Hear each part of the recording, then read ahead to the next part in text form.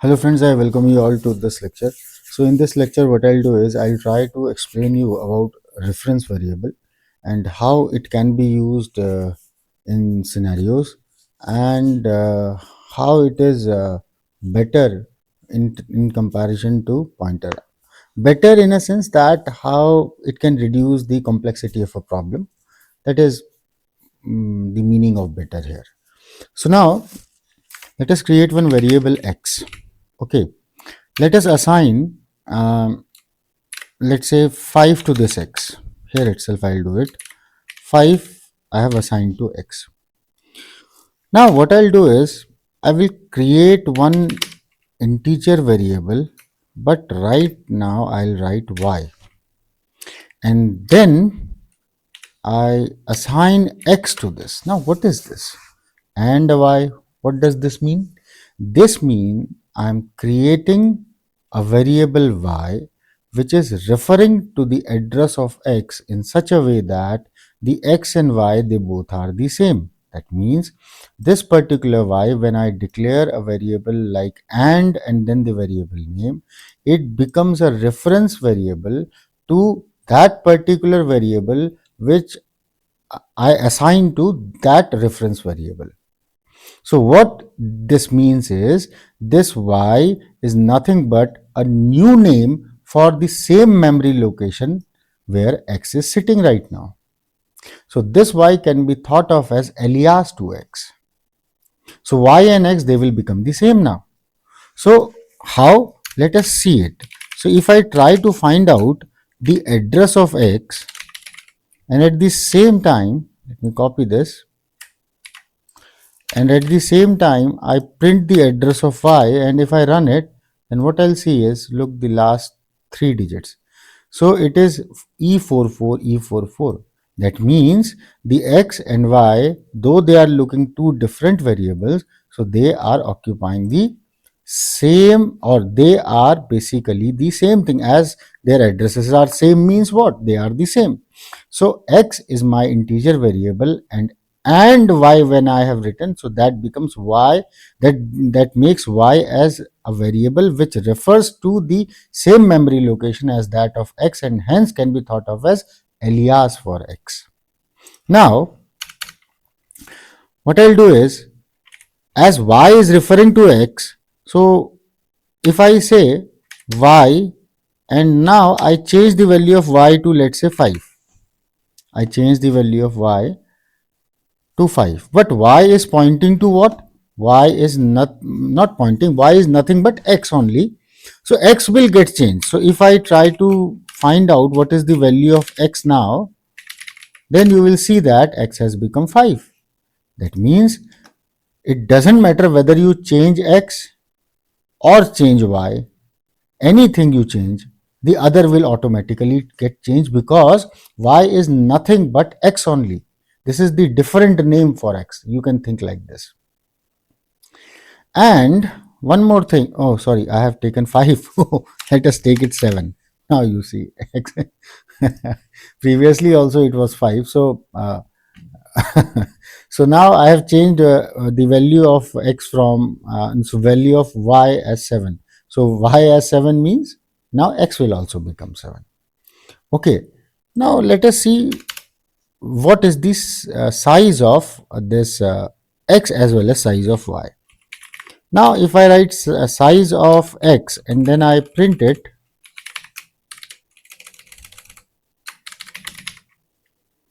then it is 4, and it has to be, because it is an integer variable taking 4 bytes.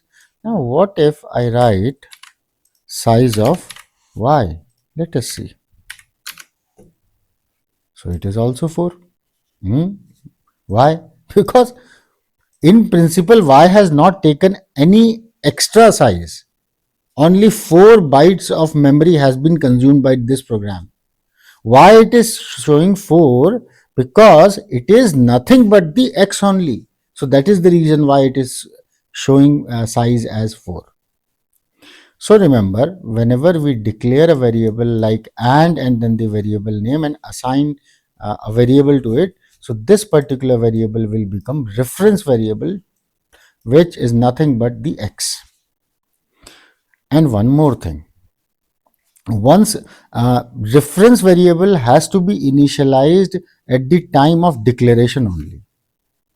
You cannot say like this, because this will not be having much meaning. If I write like this, then this will say y declared as reference but not initialized. So it has to be initialized at the same time when it is declared. This you should also remember. One more thing, let's say in my program I am writing int z and this is initialized to 4. Now can I now assign this z to address of y?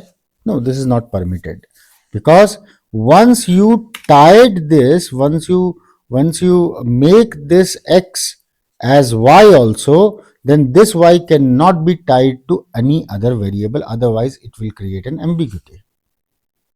So this you should remember. Now, how this can be used elegantly? There are so many places where you can use it, because here what I am trying to say, x or y, they both are same. So let us create a simple program of swapping a variable and let's say I am having a and let's say it is 3 and b and let's say it is 5. I am interested in swapping them. So how to swap? So there must be some function swap which is doing this, and I'm passing a and b. Now look, you must be thinking that this is calling a function swap by value, but what we'll do, let us see. So void swap, now I'll take the addresses of, they will take the, basically not address, this is basically what, this we are trying to create a reference variable int and y. Now this is referring to a and this is referring to b. So this is a reference variable, this is also a reference variable. Now once I say this, this means I am referring to a only. That means a only means I am at the location where the a is saved. I am at the location where b is saved. Now if I do anything here, basically a and b both are getting transferred here. So what will happen? They will get transferred. So let's say take one temporary variable t and assign 8x to it, and then assign the value of y to x, and then assign the value of t to y, and that's it. The variables have been swapped. So if you now write cout a and then a and what b and then b and then NL, what you will see is this. Now A has become 5 and B has become 3. And this has been done very elegantly by passing A and B. And who is catching them? Reference variables are catching them. So basically this and x is nothing but A itself, this A itself. And y is nothing but this. Now if I do this, so let me tell you, this is what we call, this is called as this particular method is called as called by reference. We are doing what? We are calling this function swap by passing the reference, because these are nothing but reference variables. Now if I do what? If I make them ordinary variables, then what will happen? These will be, these a and b, the copy of the values will be transferred. So what will happen? Original will remain the same. So will there be any swapping? No, there will not be any swapping. So a will remain 3 and b will remain 4. So this is call by value. So this is the problem with call by value. And why this call by reference is better? This is call by reference. Okay, because here you are creating reference variable. So there is no such problem of dereferring and so on, what we use in pointer. And here in passing, we are simply passing a and b. So this become very elegant, very clear, isn't it? Now if I have to make it call by what we say it as call by value, call by address. Let's say I have to call it by address. That means by passing the addresses of A and B. Here A and B are not reference variable. I'm passing the address of A and address of B. So who is capable of holding the address? Pointers. Okay. Now what I have to do? I have to derefer it. Then only I'll be getting the value. And then this. So now you can see passing the calling the function and then passing the addresses, and the function is having pointer and then dereferring. It is so much work, friends. So that is why call by reference is very elegant, very clear, and very short. So if you run it, you will be getting the same result. That means the values will be swapped. So that is the reason why people prefer call by reference. So in what scenarios we can use this apart from this swap? There are many cases. So let us discuss one such case. Let's say I'm interested in writing a program. Let's say I'm interested in writing a program where the task is that I should have two things. What I'm interested in, this is this is a rectangle. This is A and B. Let's say it is length and this is width.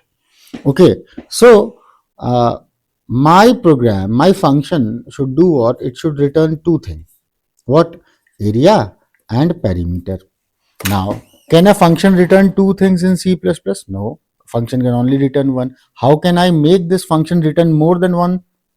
Just by using either reference variable or either use pointer. So let us see. So first I should have this function name as rectangle. Okay, and let us have it first. Let's say this is my rectangle of length 3 and width 5, and I am calling this rectangle. Now what it should do? It should do two things. It should return area as well as perimeter. So what I'll do here is I will create area variable and perimeter variable here itself. And what I'll do, I'll pass the values of A and B to this particular function as values itself, and pass area and perimeter also. So look how beautiful it looks.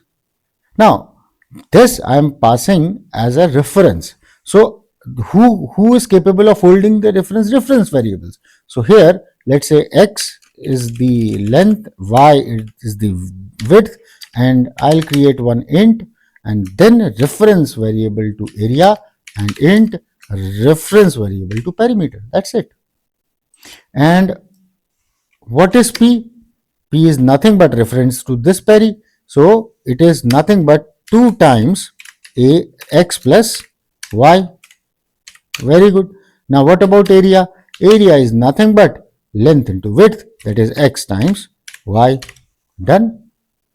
So if you print what is area and write here area, and then in the next line, in the new line, let me copy this. We'll do what? We'll print perimeter.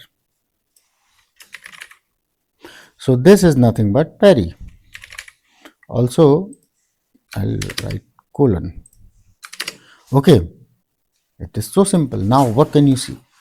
Here the area and perimeter, they are passed as references, and these are the reference variable. So if I run it now, so the area will be what? 5 3s are 15, and the perimeter is 5 plus 3 8 times 2 16. That's it, simple. So in this way you can create a function which is capable of returning more than two variables. And here what I have done, I have passed them as reference. You can also pass them pass the addresses of this. So let's say I am passing the address of area as well as the address of perimeter. Then here who is capable of holding the address? Okay, only the pointer. So they will become pointer. And what I have to do, I have to derefer to transfer the values. That's it. If you run this program now, again you will be getting the same thing. Look. So in this way, friends, you are capable of creating functions which are returning more than two uh, uh, what outputs. In principle, it is not returning anything, but whatsoever function, whatsoever variables you want to work on, you can pass them either as reference or either as address. So in this lecture, till this point only. In the next lecture, we will be learning more. Thank you very much.